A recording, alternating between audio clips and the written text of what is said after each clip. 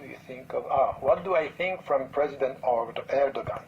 So that's a question that I had, by the way. The people were asking me about the President Erdogan. I wrote a paper, and I was taking a stand on this, and many people were not happy with me by saying, okay, what I said is that President Erdogan was right on three things. When he was critical towards the European countries by saying, you are not consistent with your own values by not accepting Turkey, in fact, because this stopping the integration of Turkey in Europe was, for me, a mistake, and he was right by saying there is a double standard here. He was also right in the fact that when it came to the migrants and the refugees, the European countries were supporting Turkey in order to avoid facing their own responsibility and the moral responsibility to welcome. So we are ready to deal with Turkey if you keep the refugees and the migrants and you protect Europe. He was right in saying that's not acceptable. The third thing, which is also important, is he's right by saying the way the European countries or the West is reacting, for example, to coup d'etat or what is happening, for example, in Egypt and what is happening in Turkey. It was so harsh with Turkey, so silent with Egypt, and so, once again, a double standard. On this, he's completely right. And we cannot deny the fact that Europe and some Western countries have a double standard when it comes to deal with some internal issues. Look at the way now they are all accepting this outrageous regime in Egypt with a government which is able to sentence to death in less than 20 minutes more than 1,200 people.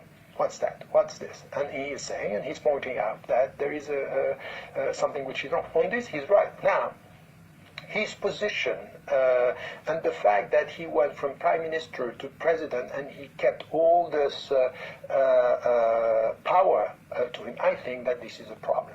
And I said this much before the coup d'etat by saying, he said something once to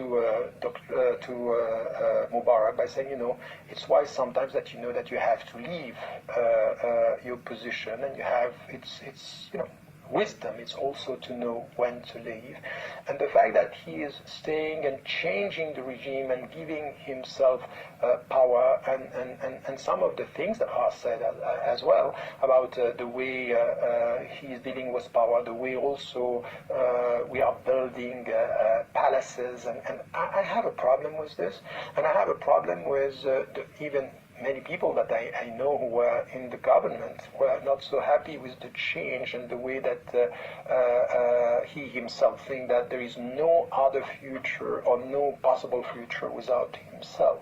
The second point, which is for me problematic, is to define all the other people, all the people who don't agree with him, and even all the people from Fethullah Gulen as terrorists. I know some people from Fethullah Gulen. I'm very critical of the way they were playing within the government.